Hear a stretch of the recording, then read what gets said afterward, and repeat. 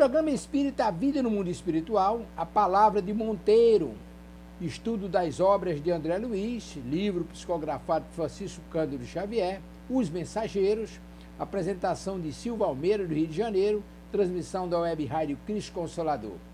Convido você para mais essa reprodução aqui na nossa página Estação da Luz Espírita, que não tem fins lucrativos. O objetivo é esse, é divulgarmos a doutrina espírita.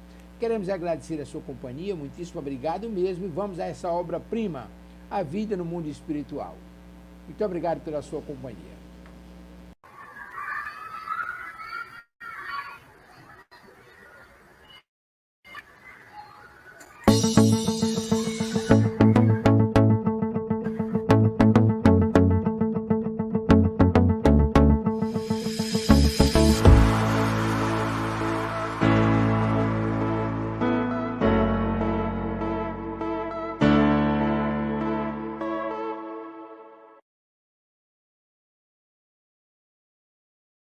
Olá, queridas amigas, queridos amigos de Deus Espírita. É com muita satisfação que começamos agora pela nossa rádio Cristo Consolador, mais um programa A Vida Após a Vida. Esse programa onde nós estudamos a obra do Espírito André Luiz, que foi ditada ao nosso querido médium Francisco Cândido Xavier. Nós estamos estudando o segundo livro da série, que é o livro Os Mensageiros. Né? Bom, antes de nós iniciarmos o nosso estudo hoje, vamos falar aqui com os nossos amigos que já estão aqui conosco no estúdio, né? Nossa querida Lúcia Pelon. Oi, Lúcia. Tudo bom? Boa tarde para você. Boa tarde, Silvia. Boa tarde a todos os companheiros de estudo. Boa tarde. Que bom que você está aqui, né? Nossa querida Eronides também aqui conosco. Eronides, tudo bom, querida? Boa tarde. Ótimo estudo para todos nós, sim, se Deus quiser. Querida Tereza, tudo bom? Boa tarde, querida Silvia, boa tarde a todos. Boa tarde, muito bom ter vocês aqui conosco, né? Sempre muito bom estar aqui estudando juntos, não é isso? Bom, gente, como vocês sabem, a nossa web rádio, uma web rádio espírita, e a gente sempre inicia as nossas transmissões com uma peça, pedindo aos queridos amigos espirituais que nos auxiliem na realização de mais um programa. Então, vamos todos agora levar o nosso pensamento a Deus e acompanhar a pequenina prece de abertura. Deus, com justiça, Jesus, nosso mestre, guia e modelo de toda a humanidade. Queridos amigos espirituais que estão aqui conosco nesta tarde para nos orientar, nos incluir, nos auxiliar na realização de mais um programa. Muito obrigada pela presença amiga, obrigada sobretudo pela luz da doutrina espírita que ilumina as nossas vidas. Obrigada também pela bênção desta encarnação. Esta oportunidade bendita que o Pai nos concede para que possamos reparar os nossos erros do passado, apagar as arestas das nossas imperfeições, dos nossos vícios, das nossas más tendências e também nos reconciliar com os inimigos do passado e do presente. Que todos nós possamos aproveitar ao máximo dos conhecimentos que a doutrina espírita nos oferece, de forma a podermos retornar à verdadeira vida um pouquinho que seja mais evoluídos do que quando de lá saímos. E assim, em nome de Deus, de Jesus, de toda essa espiritualidade amiga que nos conduz, começamos agora mais o programa Vida Após a Vida, estudo das obras de André Luiz, livro Os Mensageiros. Né? Nossa querida Laodiceia também acabou de chegar. Oi, Lau, tudo bom, querida? Que bom que você está aqui para todos, ótimo estudo para todos nós. Muito bem. E aí, pessoal, nós hoje vamos a um novo capítulo, que é o título desse capítulo é A Palavra de Monteiro. Mas, como nós sempre fazemos, vamos relembrar o que estudamos no capítulo anterior, né? No capítulo 11. Vejamos aqui, então. O capítulo 11 foi a história de Belarmino,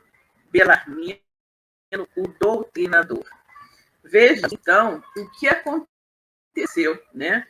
O que André nos contou com relação a história de Belarmino, o doutrinador. Vejamos.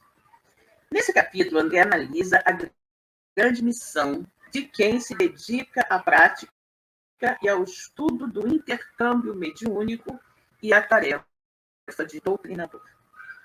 Alerta para os riscos da vaidade, do excessivo apego, à posição de comando da casa espírita.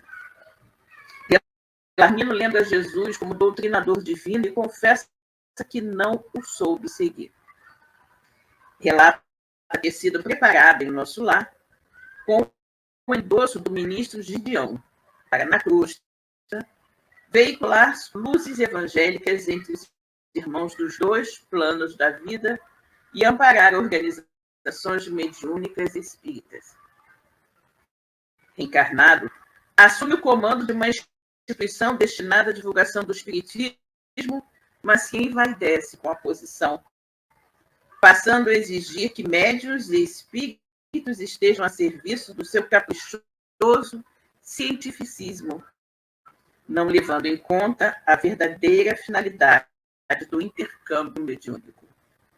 Dominado pelo negativismo, pede respostas lúcidas e objetivas dos desencarnados e, não as obtendo, passa a desacreditá-los impiedosamente.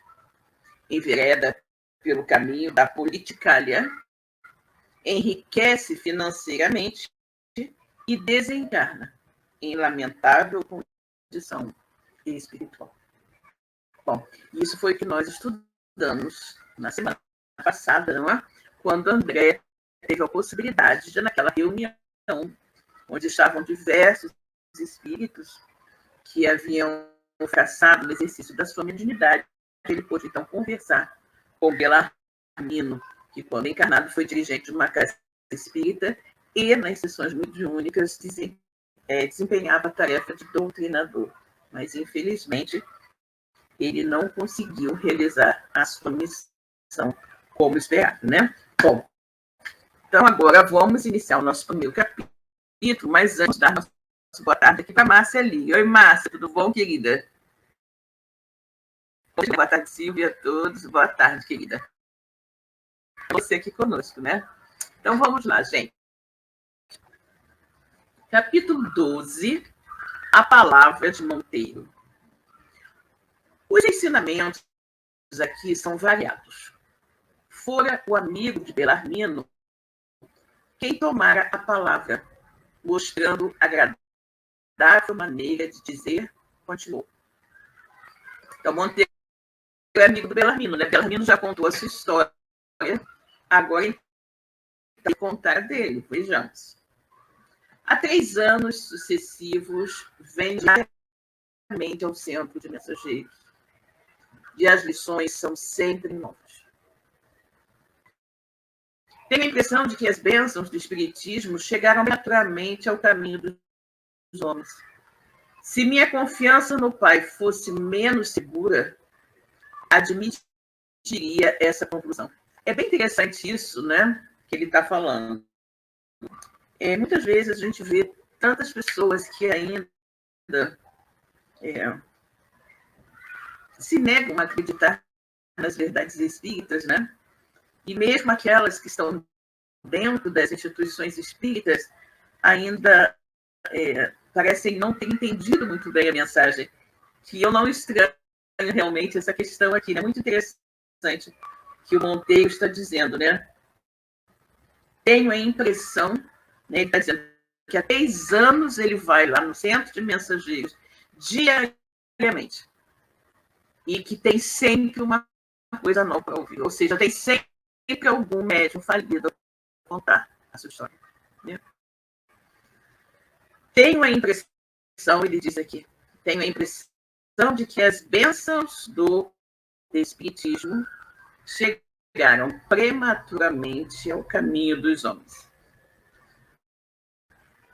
E aí ele pensa isso justamente porque muitas pessoas ainda não acreditam, como eu falei, e muitos espíritas não agem como deveriam agir.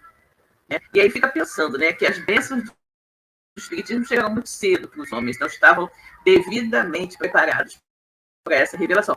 Porém, se nós considerarmos as revelações, né, do cristianismo também, há mais de 2000 anos, e até hoje a gente não consegue, né, não consegue vivenciar em plenitude os ensinamentos de Jesus da segunda revelação, eu acho que é natural, né, que a gente tenha tantas pessoas que não conseguem ver e viver os ensinamentos da terceira revelação, né, que tem menos de 200 anos de existência, né?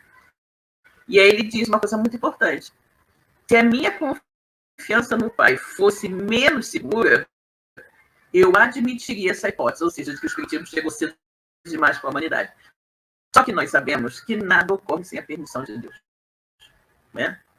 Nada ocorre sem a permissão de Deus. Então, se Deus achou que é momento, é momento, né? Bellarmine fala tempos, gestos do amigo, interveio explicando. O nosso Monteiro tem grande experiência no assunto. Sim, confirmou ele, experiência não me falta. Também andei às tontas nas semeaduras terrestres. Como sabem, é muito difícil escapar à influência do meio quando em luta na carne.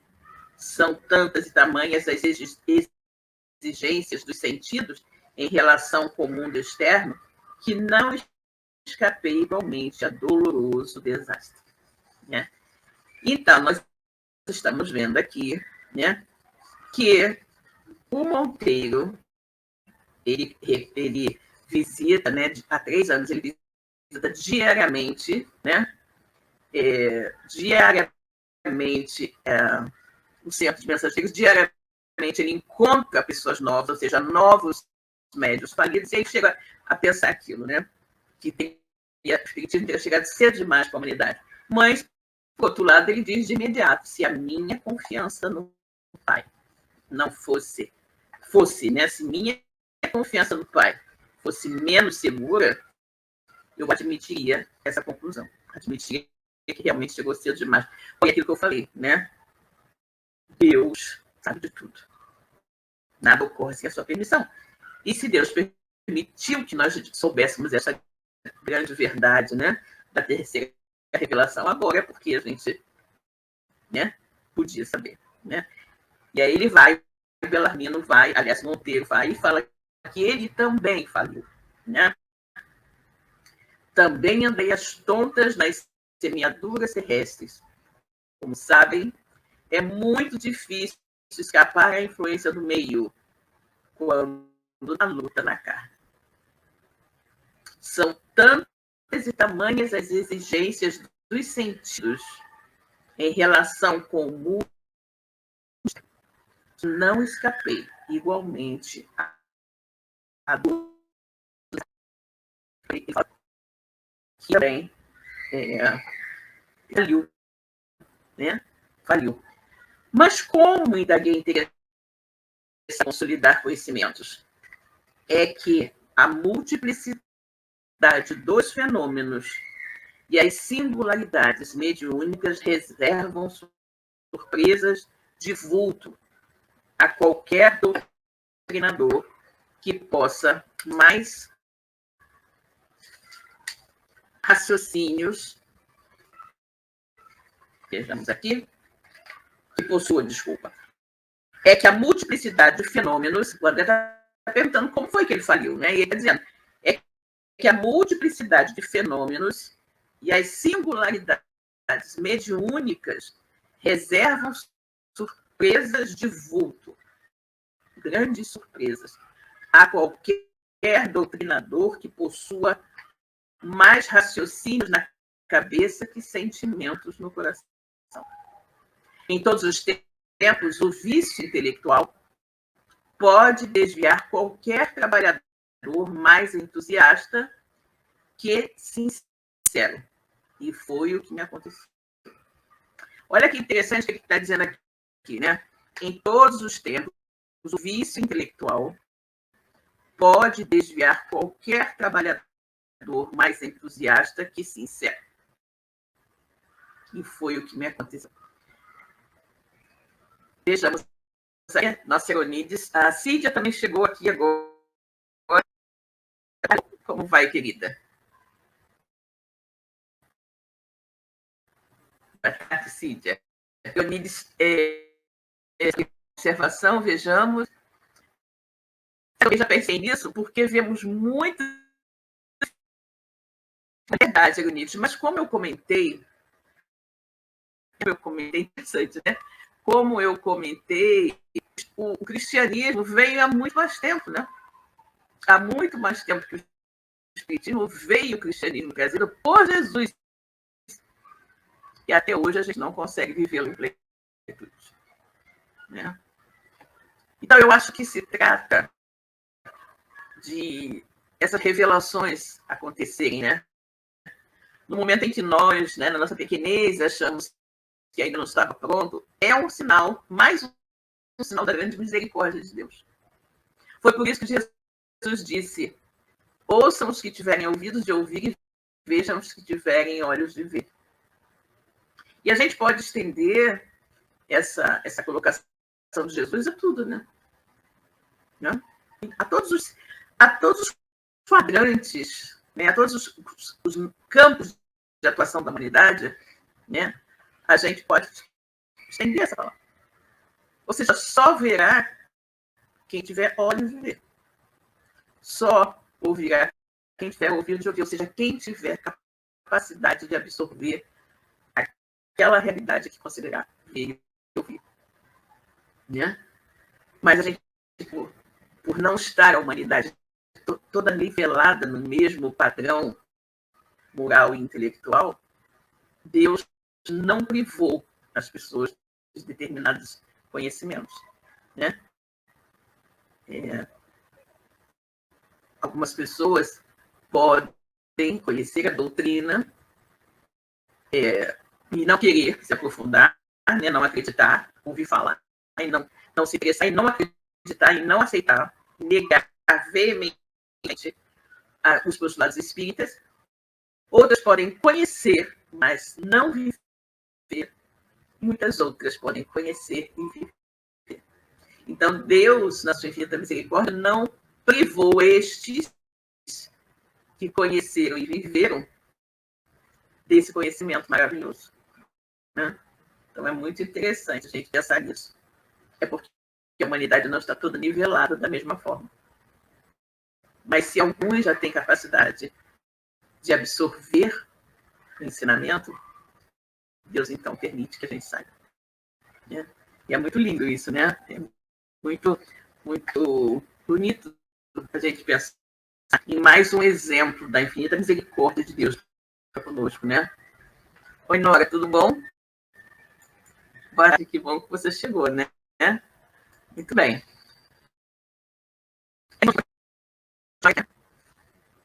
O André, então, ele vai dizer, né? Como é que é o nome dele? Monteiro, né? Monteiro. Ele vai falar isso, né? Que muitas pessoas estão mais ligadas ao lado, né?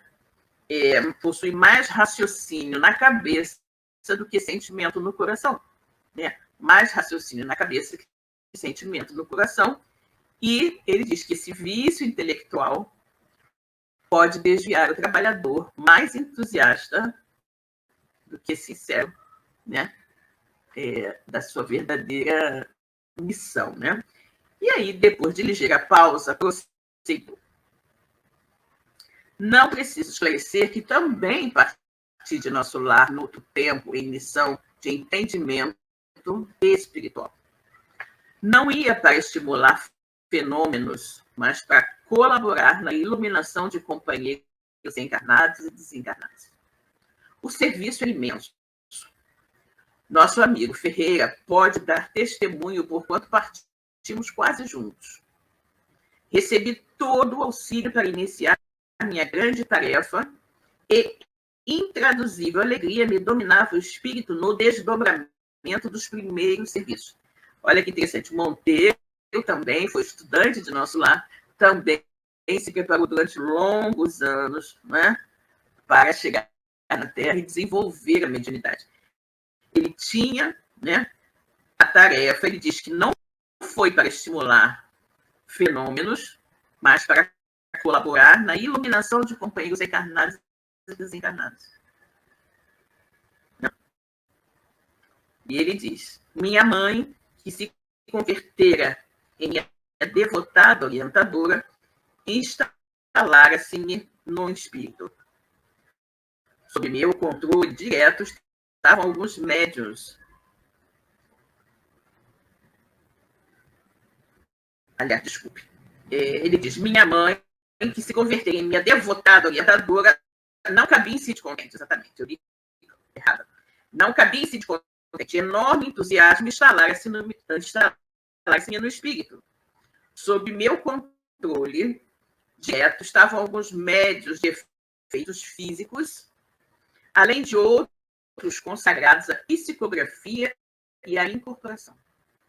E também o fascínio que o comércio com o invisível exercia sobre mim, que me distraí completamente quanto à essência moral da doutrina. Gente, a doutrina é essencialmente moral. Né? A doutrina é essencialmente moral. Todo conhecimento da doutrina nos leva ao quê? Nos leva à reforma íntima. É o conhecimento da reencarnação, é o conhecimento da vida eterna do espírito, é o conhecimento de que a cada um é dado segundo suas obras, é o conhecimento da lei de ação e reação, né? Que cria no homem aquela noção de que ele precisa ser uma pessoa melhor a cada dia. Né? Então, o aspecto moralizante da doutrina espírita é enorme. Né? É enorme, muito maior que qualquer outro. Né? Porque tem a importância gigantesca de servir como instrumento de moralização da humanidade. Né? Então, ele diz: tamanho era o fascínio que o comércio com o invisível exercia sobre mim, que me distraí completamente quanto à essência moral da doutrina. Tínhamos 4 reuniões semanais. Comparecia com assiduidade absoluta. Confesso que experimentava certa volúpia na doutrinação aos desencarnados de condição inferior. Para todos eles, tinha longas exortações decoradas na ponta da língua. Aos sofredores, fazia ver que padeciam por culpa própria. Aos embusteiros, recomendava enfaticamente a abstenção da mentira criminosa. Os casos de obsessão mereciam minha ardor apaixonada. Estimava enfrentar obsessores cruéis para reduzi-los a zero. No campo da argumentação pesada. Outra característica que me assinalava a ação firme era a dominação que pretendia exercer sobre alguns pobres sacerdotes católicos romanos desencarnados, em situação de ignorância das verdades divinas. Chegava ao cúmulo de estudar pacientemente longos trechos das escrituras, não para meditá-los com o entendimento, mas por mastigá-los a meu bel prazer, bolsando-os depois aos espíritos perturbados, em plena sessão com a ideia criminosa de falsa superioridade espiritual. O apego às manifestações exteriores desorientou-me por completo. Acendia luzes para os outros, preferindo, porém, os caminhos escuros e esquecendo a mim mesmo. Somente aqui, de volta, pude verificar a extensão de minha cegueira.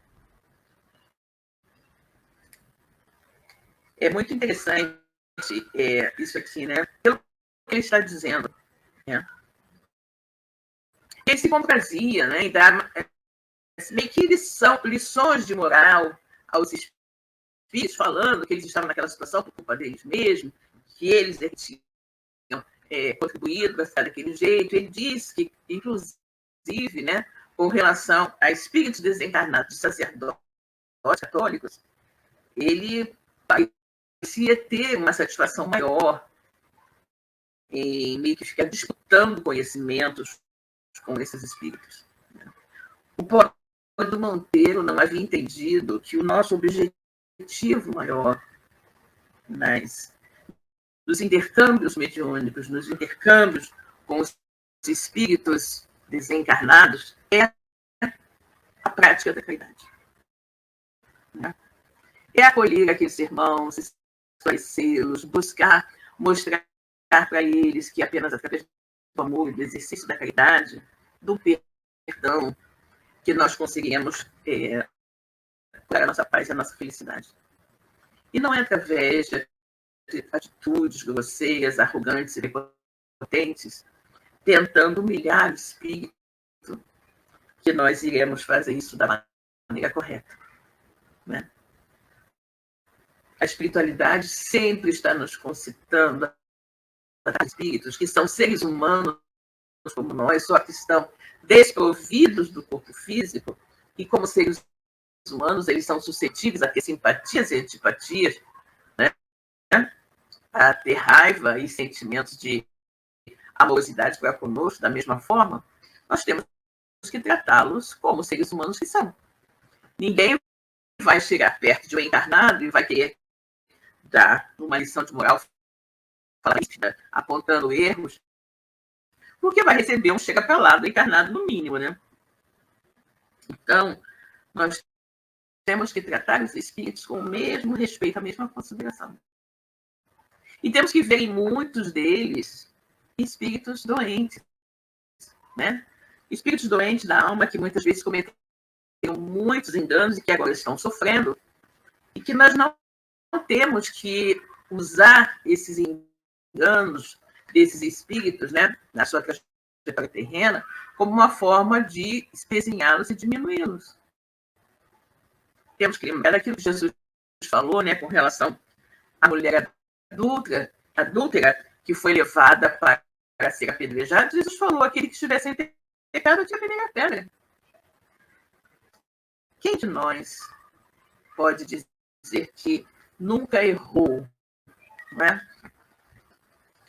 Que nunca errou, e até mesmo dentro da própria doutrina, que nunca tenha agido de maneira errada? Você veja que o Monteiro, ele falava aquilo tudo, e ele achava que ele estava agindo corretamente, quando na verdade ele não estava. Né? Então, o que nós temos que ter em mente sempre no trato com os espíritos é que nós devemos tratá-los sempre com muito amor e respeito. Com muito amor e da forma como nós gostaríamos de ser tratados, porque um dia talvez a gente esteja numa situação como essa. Estejamos como espíritos desencarnados, perdidos, desarvorados, e que vamos ser recebidos em uma câmara mediúnica e esclarecidos. Um dia nós podemos estar nessa situação. Nada nos impede. Vamos desencarnar mesmo, nem sem mensurar. Então, é muito interessante isso, né? E é muito importante que os médiuns, ao receberem espíritos em suas câmaras mediúnicas, os tratem com todo o amor, com todo o carinho, com toda a paciência. Né? Porque, afinal de contas, são enfermos. Enfermos que precisam de ajuda. Né? É muito interessante esse reconhecimento aqui do Monteiro, né? Então, ele diz: eu acendia luzes para os outros, ele fazia a doutrinação, ele dizia o que era certo, mas ele não vivenciava aquelas coisas, né? Eu acendia luzes para os outros, preferindo, porém, os caminhos escuros e esquecendo a mim mesmo. Aí ele diz que somente aqui, de volta à verdadeira vida, no plano espiritual, pude verificar a extensão da minha cegueira, ou seja, como ele estava, né? Como ele estava cego na forma como ele optou para doutrinar os espíritos, com arrogância, com prepotência, com superioridade, e não com amor. Né? como ele estava cego na forma como ele doutrinava os espíritos. Né? E aí a gente vai ver que muitas vezes isso é fruto de quê? Da falta de estudos, né? Da falta de estudos. Porque quando a gente lê a codificação, quando a gente lê também as obras subsidiárias, os espíritos estão sempre nos recomendando, né, que sejam tratados com muito amor, paciência. Se nós pegarmos o céu e o inferno, nós vamos observar ali espíritos em diversas situações. Suicidas, espíritos felizes, espíritos sofredores, espíritos arrependidos, espíritos de criminosos. E todos eles eram atendidos por Kardec, na Sociedade Espírita de Paris, com muito respeito e carinho, e educação. Não é? Por que nós nos achamos com o direito de, na Câmara Mediúnica, tratar os espíritos como se nós fôssemos superiores e melhores do que eles? Não é? Isso é muito triste. E aqui o Monteiro está vendo que foi isso que ele fez. E só reconheceu o quanto ele estava errado quando voltou para o plano espiritual. Né? Euronides está aqui nos dizendo, vejamos, o efeito moralizante é praticante. É verdade, Euronides. Né, que nós temos que, né, dentro da Câmara Mediúnica, no trato com os irmãos desencarnados, é uma posição de compreensão, de carinho. Afinal de contas, são enfermos, né? E nós estamos ali no papel de agentes de saúde, médicos, enfermeiros. Não é? Ninguém pode tratar o doente com aspereza, com grosseria, culpando de estar. E quando o doutrinador, né, quando o médium age dessa maneira, com o espírito que se apresenta perturbado na Câmara Mediúnica, é como se ele estivesse culpando o doente de ter ficado doente. Não é? É muito sério isso. Nós precisamos raciocinar bastante nisso, no quanto é importante o exercício de um amor, de uma atenção, de uma paciência muito grande no trato com os espíritos que se apresentam nas câmaras mediúnicas, né? Essa é a forma de tratamento. E aí ele continua. Por vezes, após longa doutrinação sobre a paciência, isso ele falando, né? Às vezes ele fazia uma enorme doutrinação sobre a paciência, impondo pesadíssimas obrigações aos desencarnados, abria as janelas do grupo de nossas atividades doutrinárias para descompor as crianças que brincavam inocentemente na rua. Concitava os perturbados invisíveis a conservar em serenidade para, daí a instantes, repreender senhoras humildes presentes à reunião quando não podiam conter o pranto de algum pequenino enfermo. Isso quanto a coisas mínimas, porque no meu estabelecimento comercial, minhas atitudes eram inflexíveis. Raro mês que não mandasse promissórias a protesto público. Lembro-me de alguns varejistas menos felizes que me rogavam prazo, desculpas, proteção. Nada me demovia, porém. Os advogados conheciam minhas deliberações implacáveis. Passava os dias no escritório estudando a melhor maneira de perseguir os clientes em atraso. Entre preocupações e observações nem sempre muito retas, e à noite ia ensinar com amor aos semelhantes, a paciência e a doçura, exaltando o sofrimento e a luta como estradas benditas de preparação para Deus. Nossa, gente. Que triste, né? Coitado do Monteiro. Olha o que ele está dizendo aqui, né? que às vezes ele ficava um tempo enorme falando com o espírito, doutrinando sobre a paciência, a compreensão. E aí, de repente, abria a janela lá da sala mediúnica e brigava com as crianças que estavam falando lá de fora, brincando inocentemente, fazendo barulho.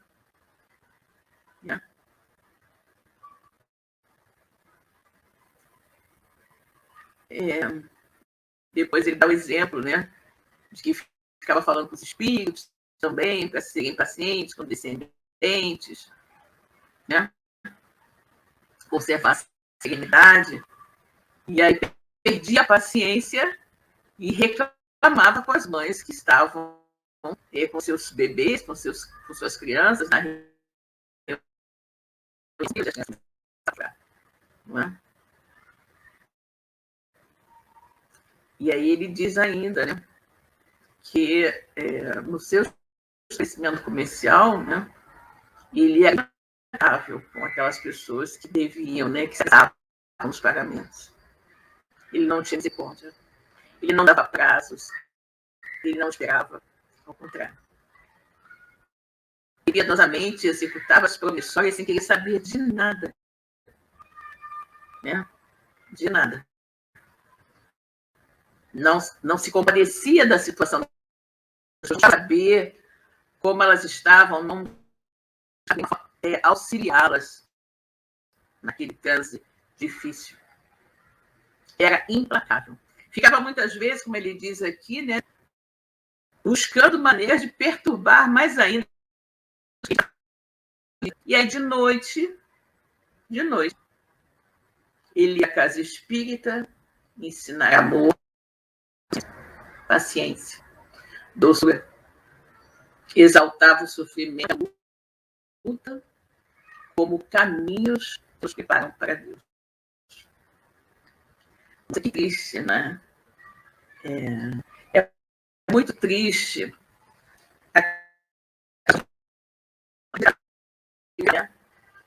Muito será cobrado, muito foi dado. Então, quando a gente vê, né, quando a gente vê a situação, sobretudo nós que somos espíritas, ver o espírito que conhece tudo sobre Deus. O espírita não é nada mais do que o evangelho de vivo, a mensagem do Cristo de vivo, e não vive. Jesus falou, amai os inimigos, perdoar as ofensas, perdoar 70 vezes 7.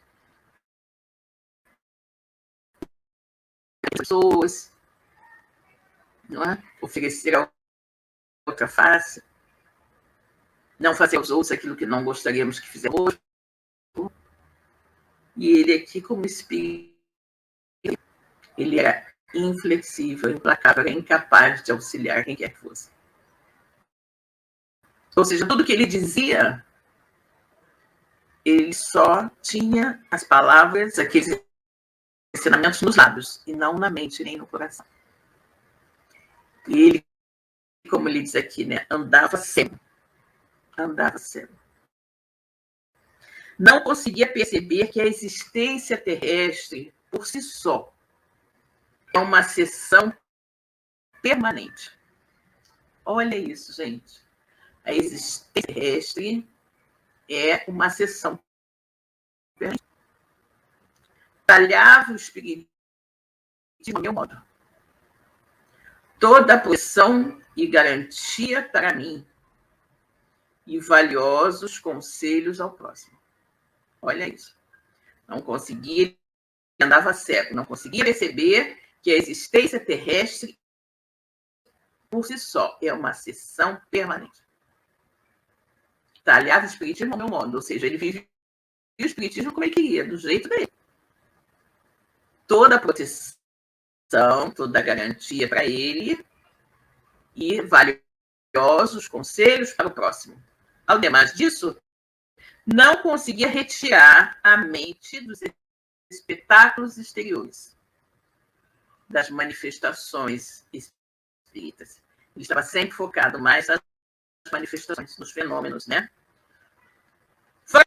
das sessões práticas, minha atividade doutrinária consistia em vastíssimos comentários dos fenômenos observados, duelos palavrosos, narrações de acontecimentos insólitos, crítica rigorosa dos médiuns. Ou seja, coitado. Né? Ele era daqueles espíritas que, embora conhecessem a parte moral da doutrina, ele gostava era dos fenômenos. Né? Então, ele diz, fora as sessões práticas, minha atividade doutrinária consistia, e quando ele não estava na sessão única, né, na câmara fechada, doutrinando os espíritos e brigando com eles, né, a atividade doutrinária dele toda era comentar sobre os fenômenos mediúnicos, né? Fala que duelos palavrosos, ele falava o tempo todo, falava muito, era muito bonito isso. Narrações de acontecimentos insólitos, crítica rigorosa dos médicos. Monteiro deteve-se um pouco, sorriu e continuou. De desvio em desvio, a angina ficou absolutamente distraído da realidade essencial. Ou seja, ele viveu, né, fazendo essas coisas, tendo esse tipo de comportamento, e de repente teve um dor no coração e desencarnou. De desvio em desvio, a angina encontrou-me absolutamente distraído da realidade essencial. Passei para cá qual demente, necessitado de justiça. Tarde reconhecia que abusara das sublimes faculdades do verbo. Ou seja, ele reconheceu tardiamente que ele era uma pessoa que tinha facilidade de comunicação, facilidade de falar, mas que ele havia usado mal. Ele diz aqui as facilidades do verbo. As faculdades do verbo, melhor dizendo.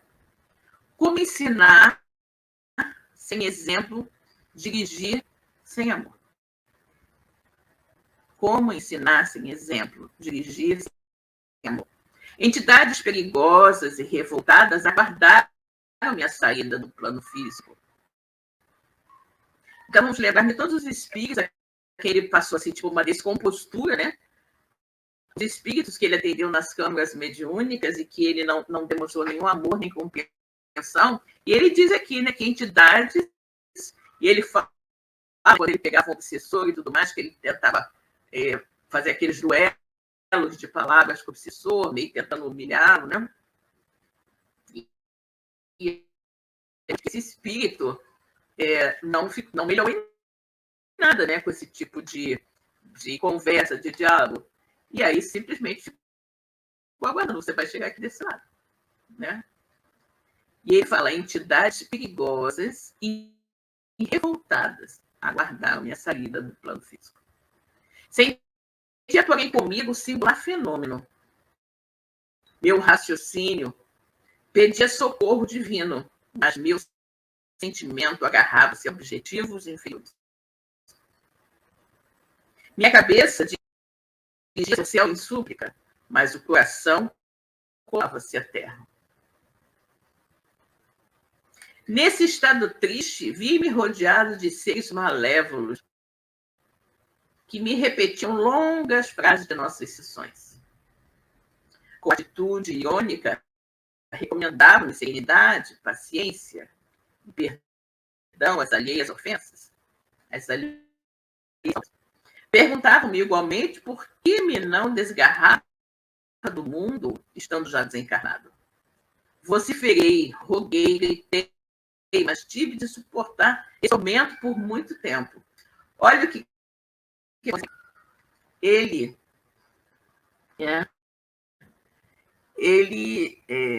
queria que os espíritos, quando ele era doutor, ele queria que os espíritos tivessem paciência, serenidade, né?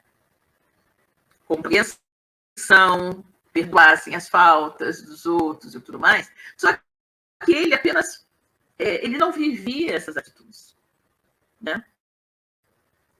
Ele dizia para os espíritos terem paciência, mas ele não tinha paciência nenhuma, ele ficava brigando com as crianças. Dizia para os espíritos perdoarem, né?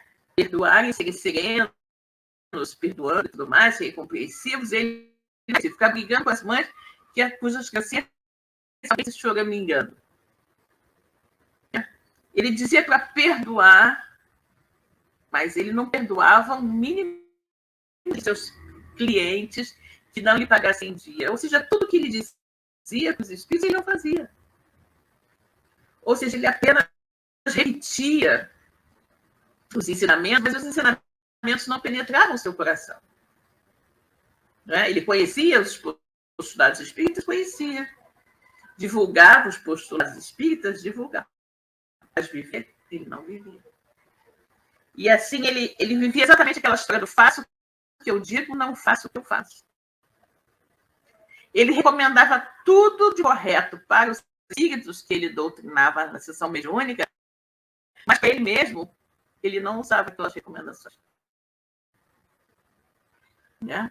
E aí ele desencarnou. Quando ele desencarnou, ele vai encontrar aqueles espíritos que ele havia falado essas coisas todas, né?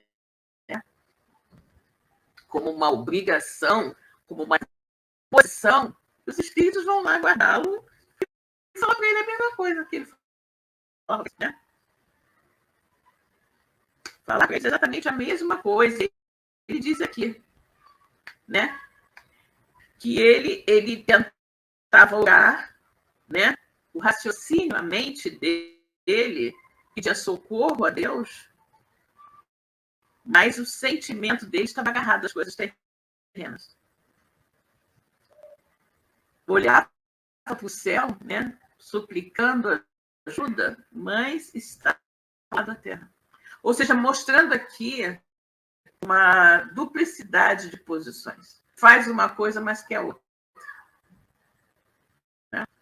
Fala uma coisa, mas age de maneira diferente. Acontecer com ele. E aí o que aconteceu? Ele, nessa situação, no plano espiritual já, ele se viu rodeado de seres, né? De seres menos felizes, que começaram a repetir para ele aquilo que ele dizia nas doutrinações. E aí, de forma irônica, recomendavam que ele tivesse serenidade, paciência, perdoasse as faltas dos outros, né? E ainda perguntar por que você continua agarrado às coisas terrenas? Você já está desencarnado. E ele diz que reclamou, roncou, gritou, mas teve que suportar.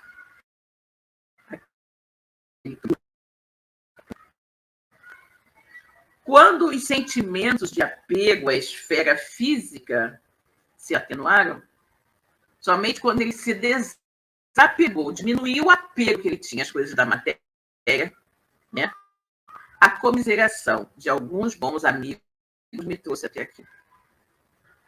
Somente quando ele resolveu se desapegar um pouco, né, daquelas situações da matéria, ele então pode ser socorrido e levado para ali, para a colônia, né?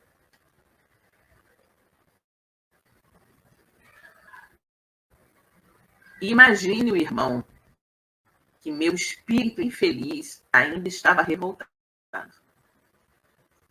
Sentia-me descontente. Ou seja, ele não caiu em si completamente, né? Ele ainda estava, mesmo quando ele foi resgatado, ele ainda continuava revoltado. Continuava descontente. Não havia fomentado as sessões de intercâmbio entre os dois planos? Não me consagrara ao esclarecimento dos desencarnados? Percebendo-me a irritação ridícula, amigos generosos submeteram-me a tratamento. Não fiquei satisfeito. Pedi uma audiência. E tinha sido ela a intercessora da oportunidade. queria explicações que pudessem atender ao meu capricho individual. A ministra é sempre muito ocupada, mas sempre atenciosa. Não marcou a audiência dada a insensatez, da solicitação. No entanto, por demasia de gentileza, visitou-me em ocasião. Ou seja, ele queria porque ele não se conformava com o que tinha acontecido com ele, porque ele ainda achava que tinha agido corretamente com o encarnado. Então, ele não aceitava. Reclamou com um, reclamou com o outro, né? Queria explicações que pudessem atender ao seu espírito caprichoso, né? E aí pediu até mesmo uma audiência ao ministro veneranda. Só que a ministra veneranda considerou que a solicitação dele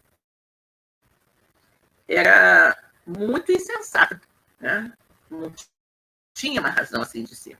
Mas ela, né, no excesso de delicadeza, vamos dizer assim, gentileza, foi visitá-lo num dia de folga. Ela, né, ela estava do seu trabalho e num dia de folga ela foi visitar.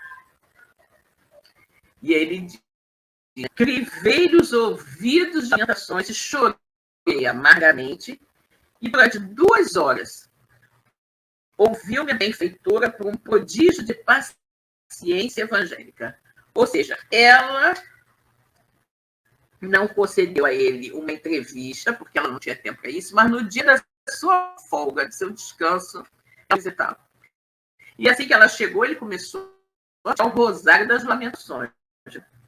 E ela foi ouvindo, né, com muita paciência, e ele falando e reclamando, né?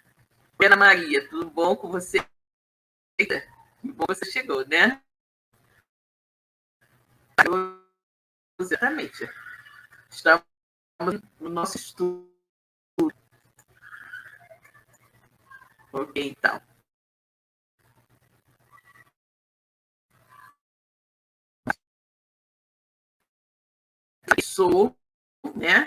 Começou a falar e reclamar, né? Encheu os ouvidos da veneranda de reclamações. E ela, com a maior paciência, ouvindo tudo. Em silêncio expressivo, deixou que ficasse na exposição longa e falava. Ela não dizia nada. Ouvindo ele falar, e ele falando. Né? Ele dizia longa e inútil. Quando me calei, à espera de palavras que alimentassem a minha incompreensão,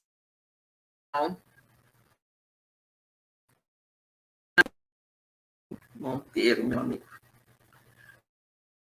a rota não é complexa, nem difícil de explicar.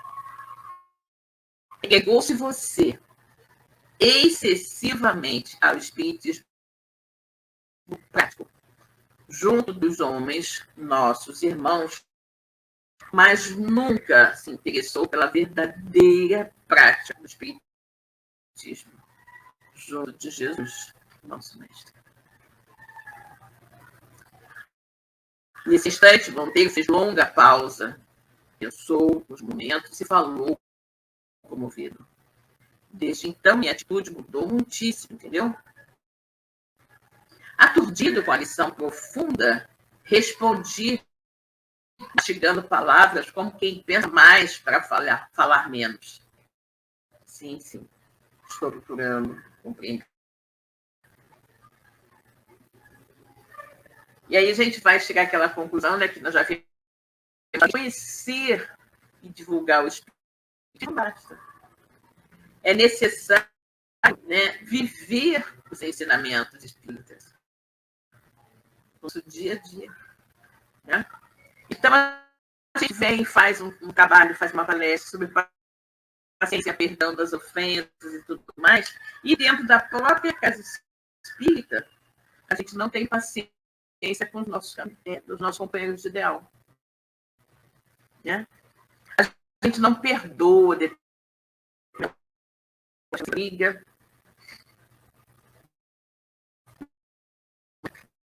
É interessante que a gente observe isso.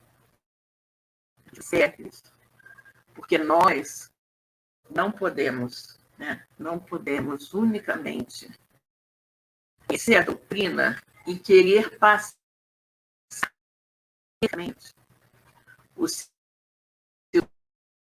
nós temos que nos lembrar que os ouvidos que estão mais próximos são os nossos próprios ouvidos. Então, toda a mensagem que nós estivermos transmitindo ser assumida, encarada e vivenciada primeiramente por nós. Né? Então, é muito importante que a gente lembre disso. Se nós defendemos uma doutrina, se nós defendemos uma forma,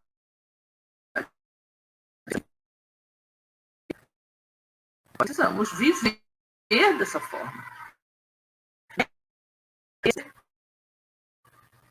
Postulados, mas, sobretudo, porque se nós não vivermos os planos espíritas, como é que nós vamos conseguir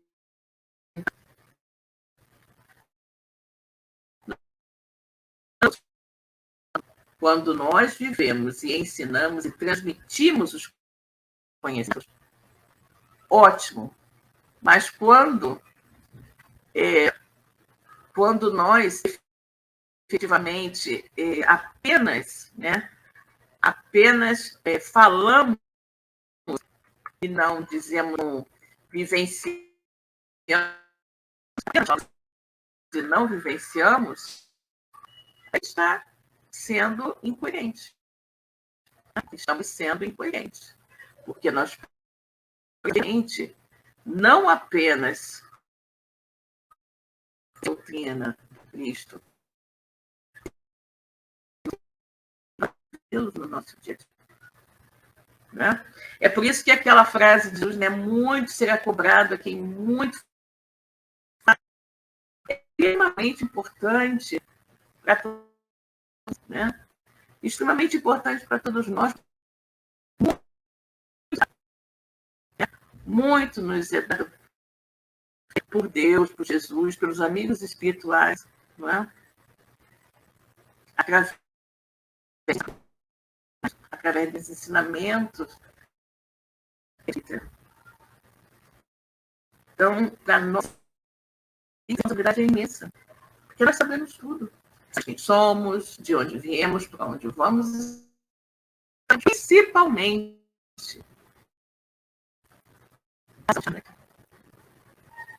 Então, né? Aquele que estiver sem nada, tira a primeira pedra.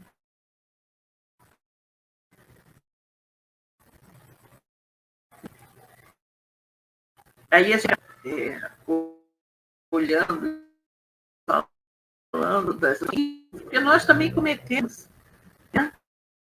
Nós também cometemos, se não cometemos aqueles falando, né? Criticando em nossos irmãos, ou podemos até ter cometido já aqueles equívocos de existências. Não é? Então, é muito interessante, né? É muito importante que a gente não esqueça, né? Muito sério. E nós recebemos, né? E continuamos recebendo diariamente as mensagens psicográficas, psicofônicas dos amigos nos concitando ao bem, nos ensinando a prática da caridade, a prática do amor. Não nos cabe agir de forma diferente. Né? Não nos cabe agir de forma diferente. E aí a gente tem que ficar bastante alerta, né?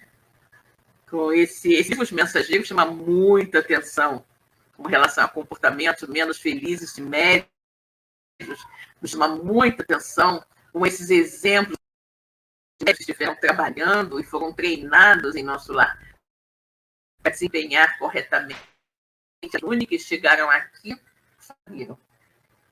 Então, olhemos para dentro de nós mesmos. A maioria de nós aqui, com certeza, deve ser médico e trabalhar mediunicamente, né? Porque a mediunidade todo mundo é. Só que alguns têm a mediunidade mais aflorada, menos aflorada, e alguns também desenvolvem a mediunidade e trabalham em suas casas espíritas. Não é? Mas como será que nós estamos trabalhando, exercendo a nossa mediunidade? E não é só dentro da câmara mediúnica. Com os espíritos, é também do lado de fora, com os nossos companheiros de ideal. Será que nós somos benevolentes, condescendentes, compreensivos com os nossos amigos da casa espírita? Com os nossos companheiros de ideal? Com aqueles que partilham conosco o templo da nossa fé? Ou será que nós vivemos também em hábitos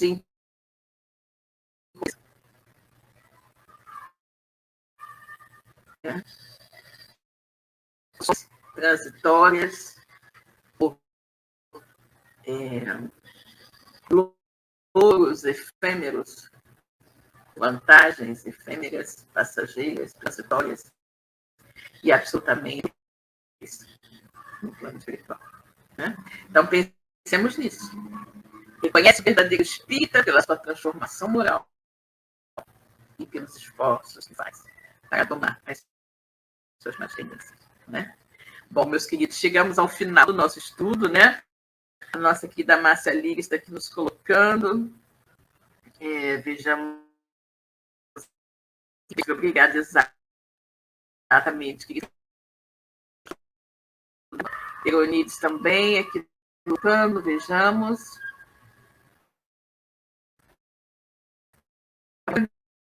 Os nossos corações imersos, Eunides. Precisamos muito entender